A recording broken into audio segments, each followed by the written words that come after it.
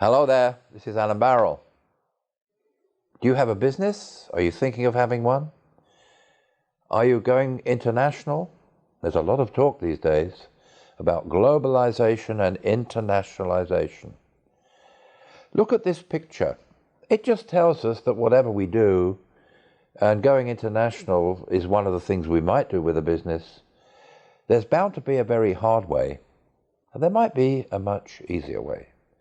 So there are ways and means of going international that we can learn from experience and looking at other people and what they did. And I've got some real life case material for you a little bit later on.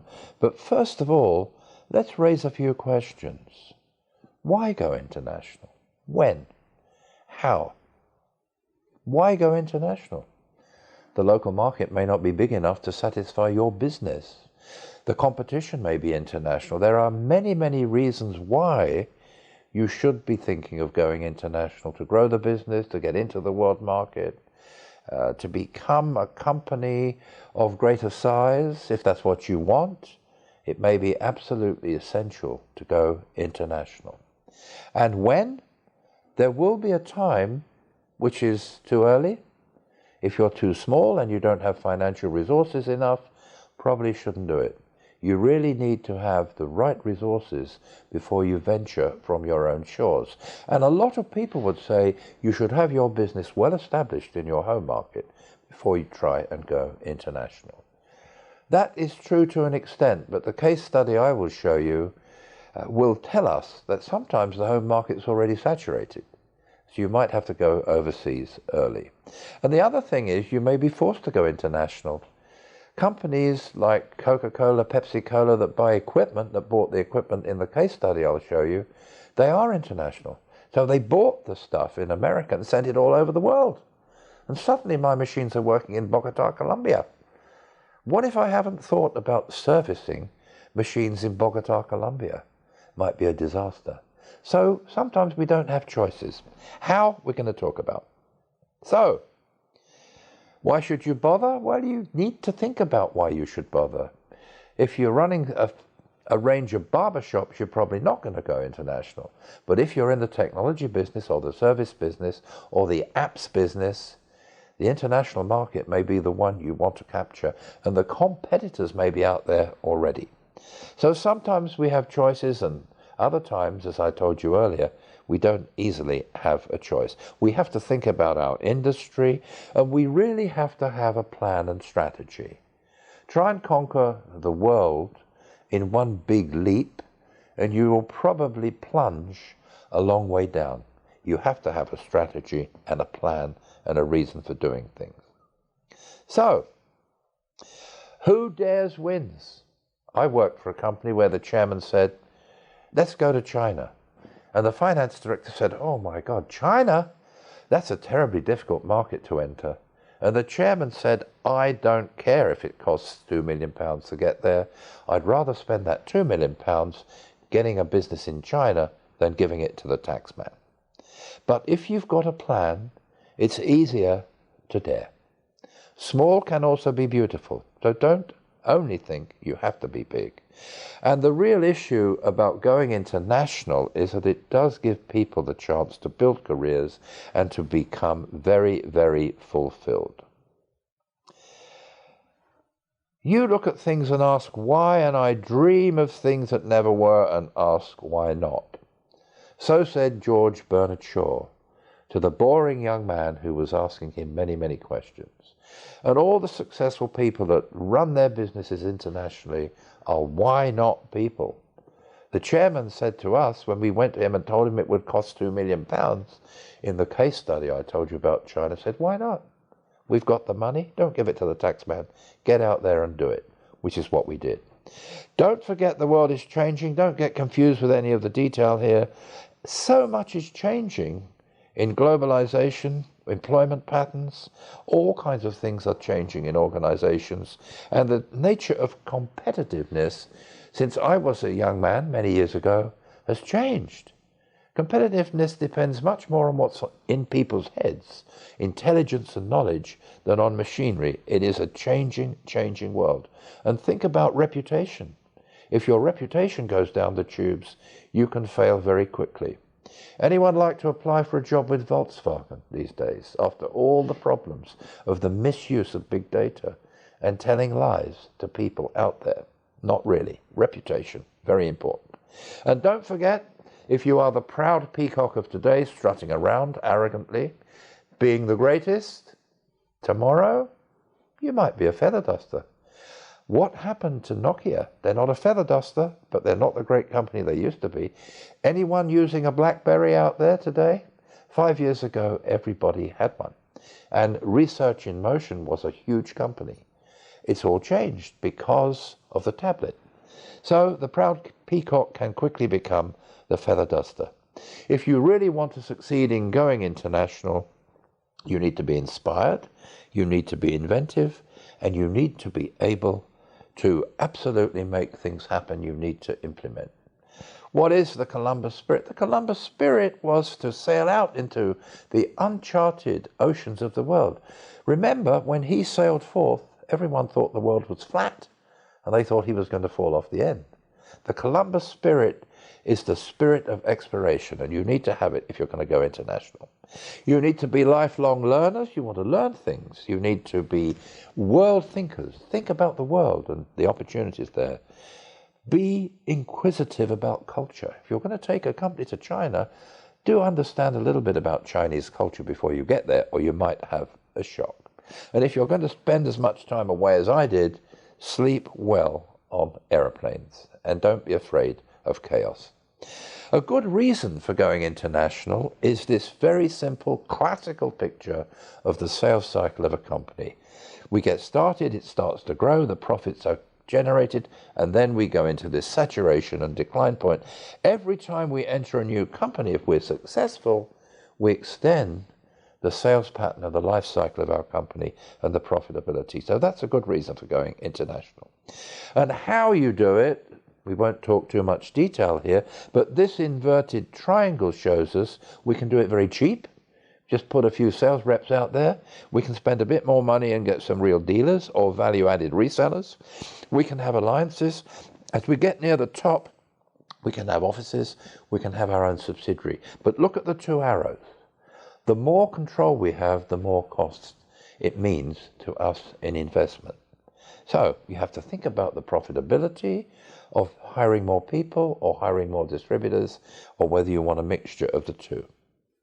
And whatever you do, partnerships will be critical.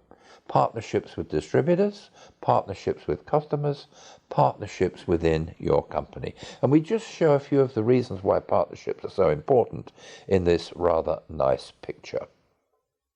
So, these are, for me, enormously important words when going international. You will have to trust your Chinese partner who only speaks Mandarin. You will have to be transparent and let people look into your business in a way that you never did before. You will have to build relationships. So, if you are aspiring to go global, understand customs and practice around the world, have all your employees world thinking. Make world think a concept of your company. Organize across time zones, you know. I work in China and America, which means I might not sleep at all if I'm working across 3 time zones. That is the reality of going international. And you've got to be there when they need you, or somebody has. Logistics and distribution, train the trainers, sources of appropriate people. This was from the company that I'm about to talk to you on, Willet International. We had a mission, we developed values, we had a strategy, and our vision was to do various specific things, and we tried to help everyone in the company understand that. Think about that, mission, vision, and values before going international.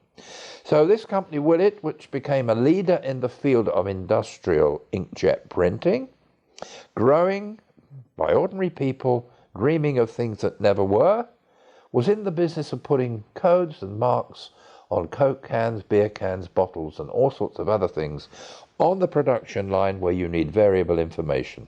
And some of the information is quite complicated. Now, this is not a simple business. It's a complicated technology business.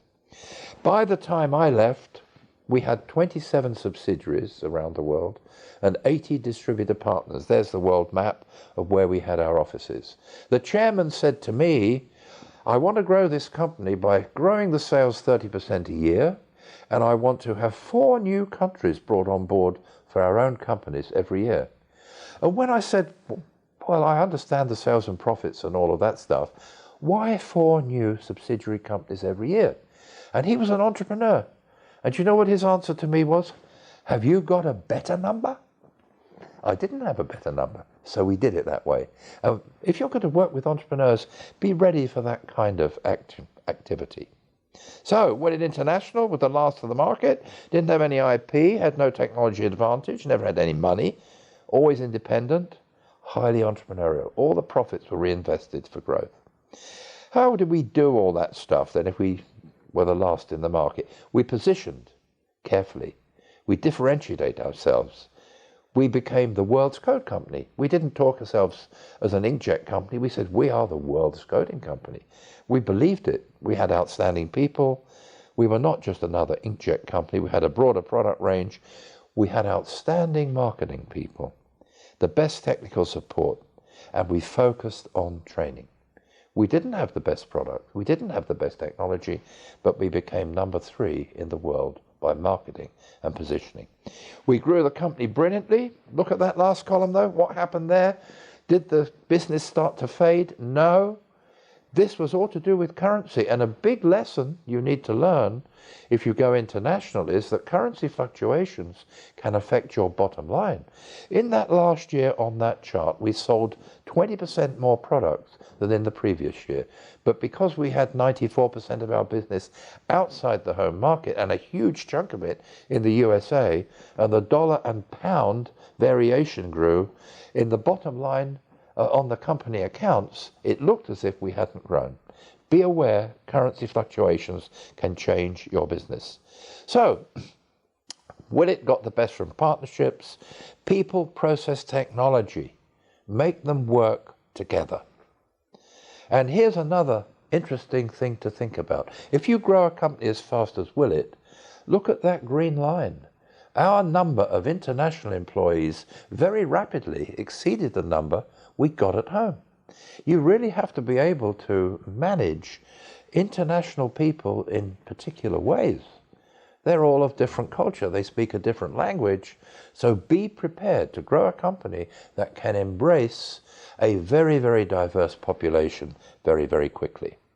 So we had the inclusive approach. We said that employees, customers, suppliers, shareholders, we want them all to share in the success of our business. We want this world think to work, and we want to be culturally inclusive. Now, here's what happened to the distributor business in 4 years by applying some of those principles and helping the distributor do a better job. We grew the distributor business alone. The company was growing more than the distributor business through our own companies. Our independent distributor business grew from 800,000 to 12 million pounds in 4 years.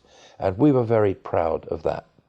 And just to summarize, by the time we got to that final position in the market of becoming international, we had accumulated most of the blend of skills and experience that are shown on this slide. And the bit in the middle is very important. If you've got strong vision and purpose and the people believe in it, wherever they are in the world, you will do very well. So finally, when you're going international, think of these wonderful words about excellence and be prepared to care and risk and dream and expect more than anyone else, and you'll do it. So have a great time going international. Good luck. Grow great businesses. Bye for now.